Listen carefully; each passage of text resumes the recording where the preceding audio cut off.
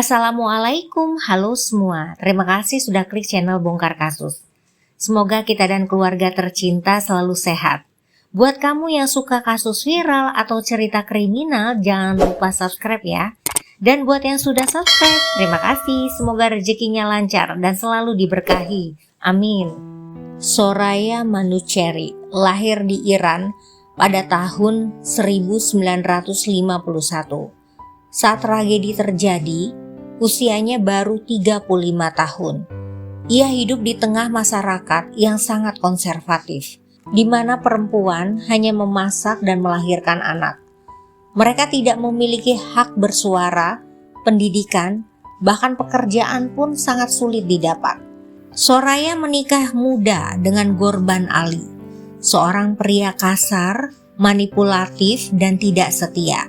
Dari pernikahan, lahirlah 2 putra dan 2 putri.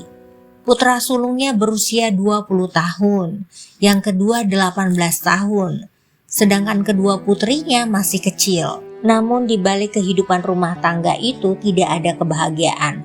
Soraya sering dipukul, dicaci, dan dihina, bahkan di depan anak-anaknya sendiri.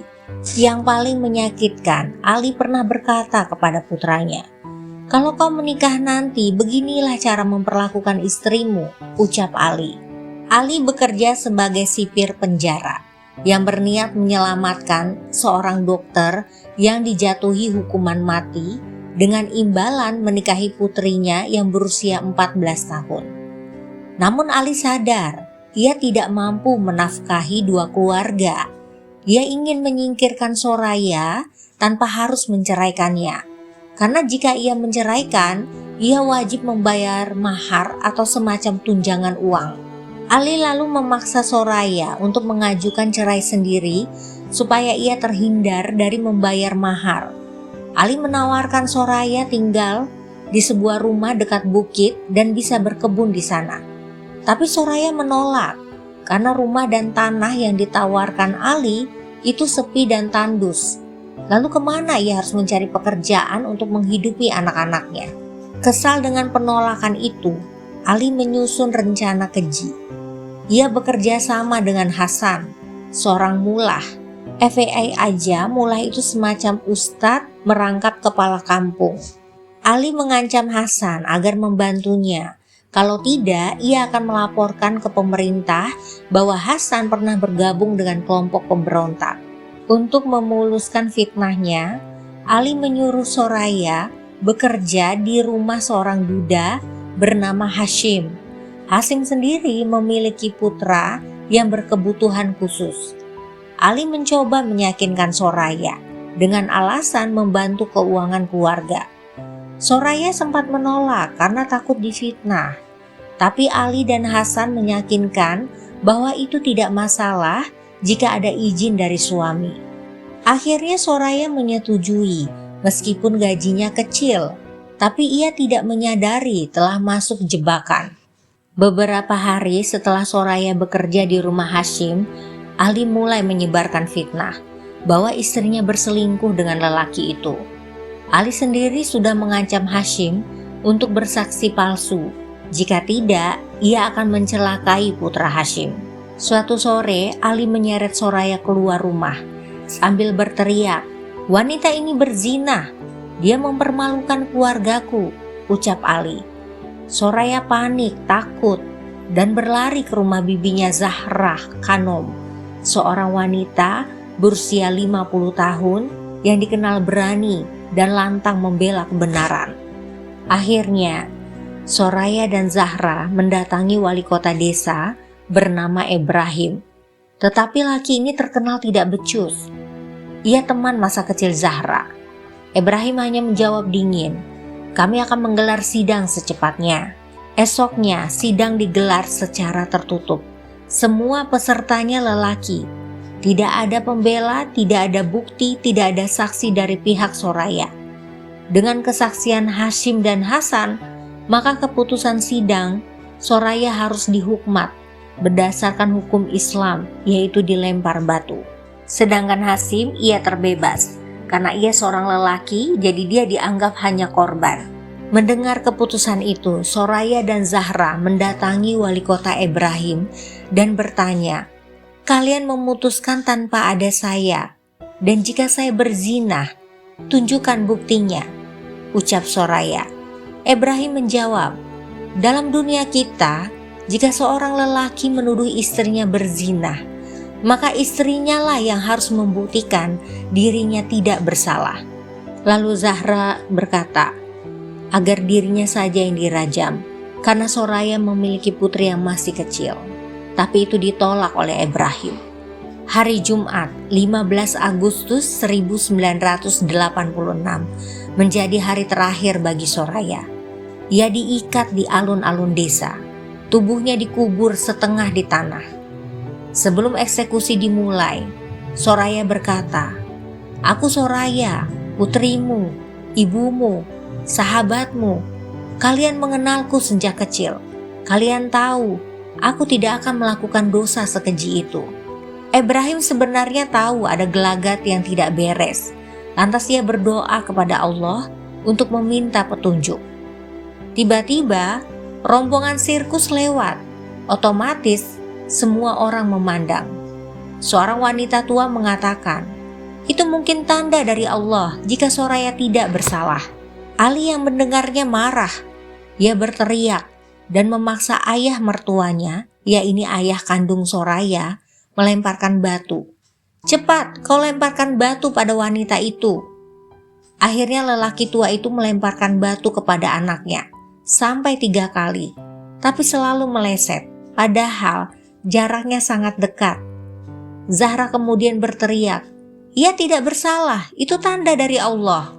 Namun suara wanita hanyalah angin, tidak dihiraukan.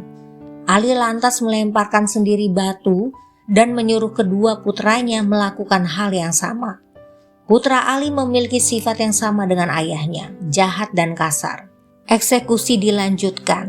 Saat itu hanya lelaki yang melemparkan batu. Ibrahim dan Hashim tidak melemparkan batu pada Soraya. Hashim bahkan langsung berlari sambil menutup matanya.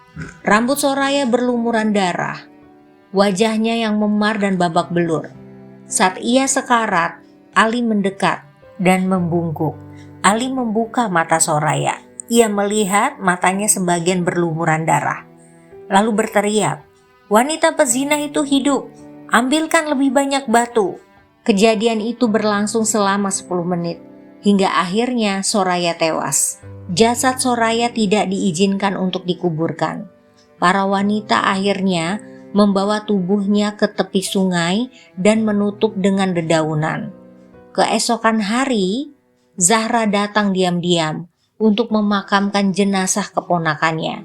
Namun ia hanya melihat ada tulang belulang, karena tubuh Soraya telah dimakan anjing liar. Beberapa hari kemudian, mobil seorang jurnalis kelahiran Perancis Iran bernama Freydon Sahejam mogok di desa Kopayeh. Hashim menawarkan bantuan karena ia seorang mekanik. Sementara Zahra mengundangnya minum di rumah selagi mobilnya diperbaiki. Disitulah Zahra menceritakan kisah keponakannya dengan air mata dan penuh amarah. Hasan yang mengetahui hal itu memerintahkan pasukan Garda Revolusi, semacam organisasi tapi di bawah komando pemimpin tertinggi Iran. Mereka menunggu Freydon keluar. Setelahnya, alat perekam dan kaset dihancurkan. Tapi mereka tidak tahu, Zahra sudah menyimpan salinan aslinya. Ia menyerahkan kaset itu kepada Freydon di jalan keluar desa. Meskipun saat itu Hasan dan komplotannya melihat, tapi Freydon berhasil melarikan diri. Keesokan harinya, Ali mendatangi Hashim dan mengatakan rencananya gagal menikahi gadis 14 tahun itu.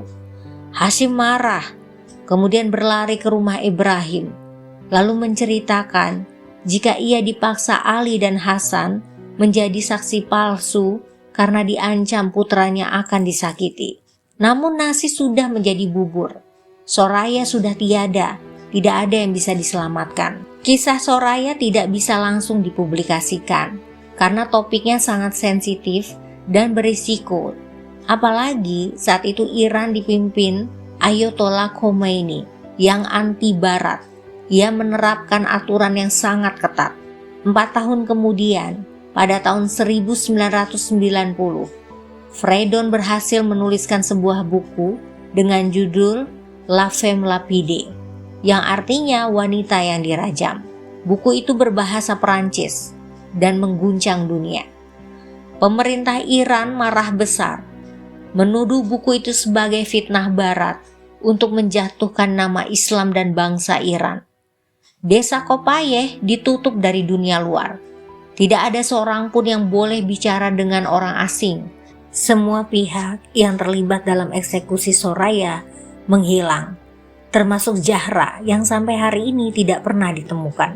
Untuk Ali, ada yang mengatakan ia telah kabur lama dari desa semenjak warga tahu jika ia berbohong. Namun kisah Soraya tidak berhenti di sana. Tahun 2008, kisah itu difilmkan dengan judul The Stoning of Soraya. Film itu membuka mata dunia tentang bagaimana hukum agama yang disalahkan oleh manusia. Semoga tidak ada ya wanita yang mengalami ketidakadilan di bumi manapun. Sekian dulu kasus kita hari ini. Terima kasih sudah menonton sampai akhir. Jangan lupa subscribe, like, dan share. Wassalamualaikum. See you.